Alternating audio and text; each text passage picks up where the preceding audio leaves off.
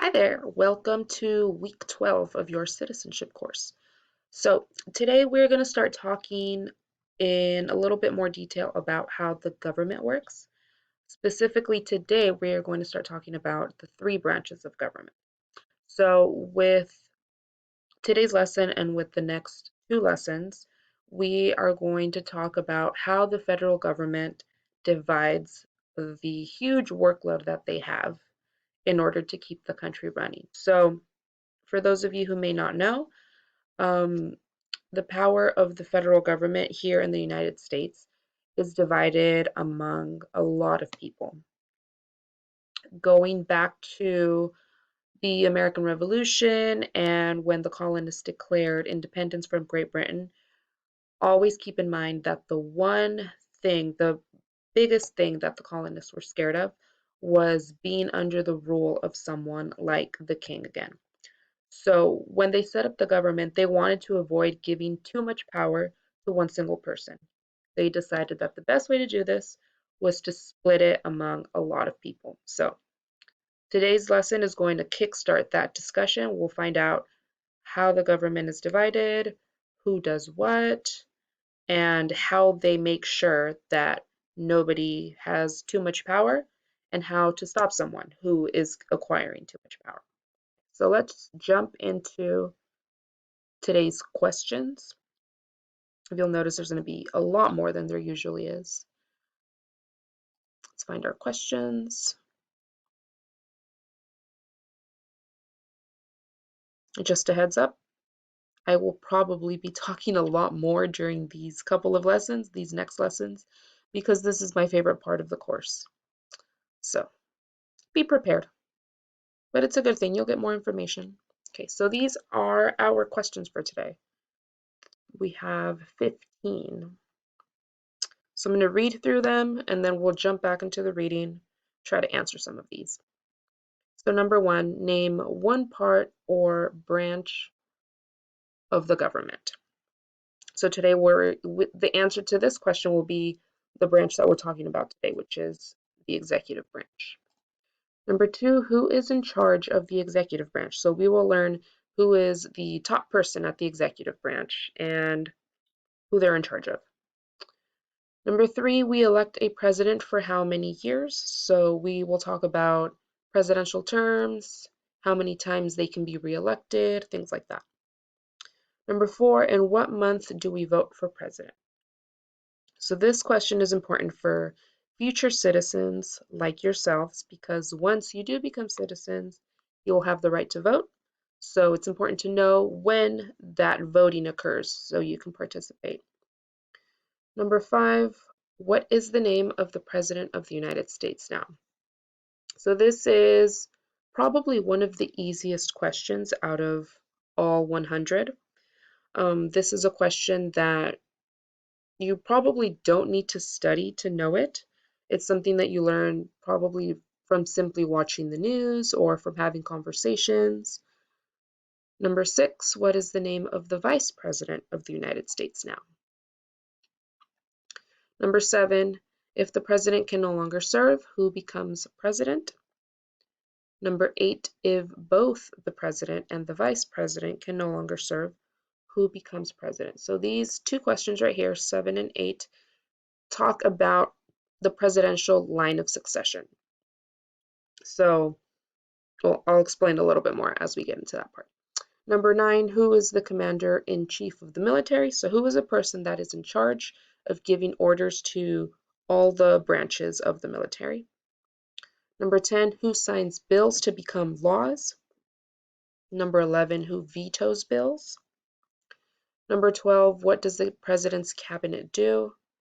Number 13, what are two cabinet level positions? 14, what are the two major political parties in the United States? And number 15, what is the political party of the president now? So number 10 and number 11 are questions that kind of go together, so it's based on the same subject. So we'll talk about what a bill is, what the difference is between a bill and a law, and what a veto is, and who has the power to veto a bill. Number 12 and number 13 go together. So we will learn about the president's cabinet, what they do, and we will need to learn at least 2 of the people that are in this cabinet. Number 14 and 15 go together. What are the 2 major political parties in the United States? And what is the political party of the president now? Okay, so let's jump back into the reading. Let's scroll back up. So this first page is something that we would do in class with partners, which is something pretty difficult to do with our classes being done online now. So we are just going to go ahead and skip that. So we are on our first page, the executive branch. If you would like, you can go ahead and pause the video now, read this portion of it, and then go ahead and start the video up and I'll give you more details. The very first sentence of this page says that the Constitution sets up our government with 3 separate branches: executive, legislative, and judicial. So this is the way that the Founding Fathers created the government. They wanted there to be a separation of powers. They wanted power to be held at different places in the federal government, so not one person was all powerful over everyone else. So this is the way that they decided to set it up. So we have our legislative branch, which is what we will be talking about next lesson. We have our executive branch, which is today's topic. And we have our judicial branch, which is the court system of the United States. And underneath these, we have the major people or major groups of people who are in charge of these branches. So down here we have the House of Representatives and the Senate. Under the executive branch, we have the president and the vice president. And under the judicial branch, we have the Supreme Court. So this is the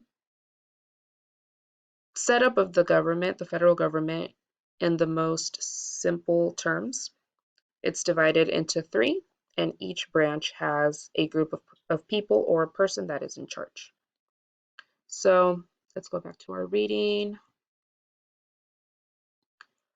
The largest branch of the federal government is the executive branch. So apart from the president, we also have the vice president and many departments and agencies.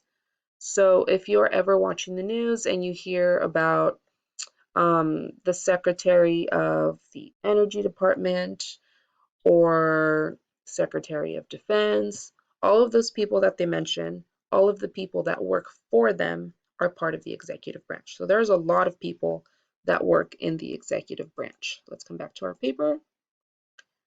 As the leader of the United States, the president is in charge of the executive branch. So there's your answer to the second question down here. As the leader of the United States, the president is in charge of the executive branch.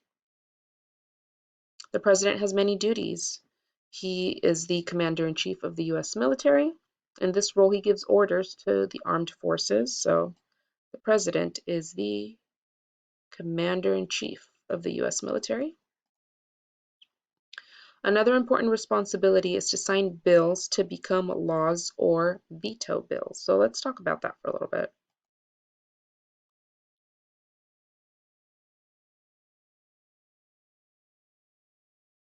Whoops. Okay. So a lot of people are under the impression that the president is the person who writes bills in the country. It's not true. The Congress is actually in charge of doing that. So when we are talking about the president signing bills to become laws, we are talking about papers that Congress has sent over to the president. So Congress comes up with a law that they want to pass, that they hope will pass, and I'll explain more about how they do that in the next lesson. But let's say that Congress comes up with a bill that they think would be a good law. They send that bill to the president. So we use the word bill before the law is actually a law, before it is signed. The bill lands on the president's desk. If the president agrees with the bill, he will sign it. As soon as he signs it, the bill will become law. If for whatever reason the president doesn't agree with the bill, he can do something that is called a veto, which is to reject the bill. Once the president rejects the bill, it does not become law. There is a way for that bill to become law even if the president doesn't sign it. So let's say that Congress sends a bill to the president doesn't like it, so he doesn't sign it because he doesn't want it to become law. It goes back to Congress. If enough people within Congress decide that they want this bill to become law, they can override the president's veto. So they can basically ignore the fact that the president vetoed the bill and it would still become law anyway. It's really difficult to do that because there's so many people within Congress that would have to agree in order for that to happen, but it is possible. It's not very common, but it's possible. The president also represents the United States to other countries.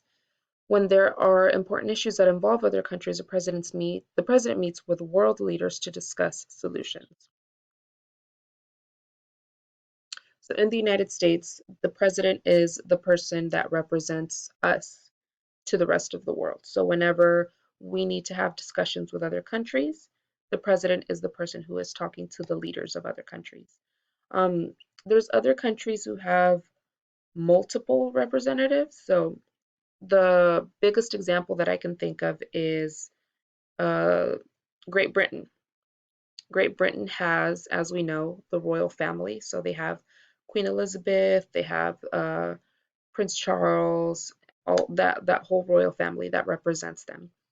But they also have their version of a president who is called the Prime Minister. So the current Prime Minister is Boris Johnson. The Prime Minister serves as the president. So he's the one that makes decisions like a president would. The Queen doesn't do that. The Queen is the main person in the royal family, but she does not make decisions the way that a president would. But we think of both of them. Let me backtrack. We think of Queen Elizabeth as maybe the main person within Great Britain, even though it is the Prime Minister, Boris Johnson, who is making presidential-like decisions. So with that being said, we should be able to answer questions 1, name one branch or part of the government. Number 2, who is in charge of the executive branch?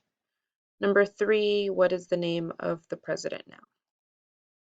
So as we know, our current president is Donald Trump. I don't think I need to show you a picture of him. We see him on the news all the time. So I'll move on to number 4. What is the name of the vice president of the United States now? So in case we don't know him, this is our vice president, Mike Pence.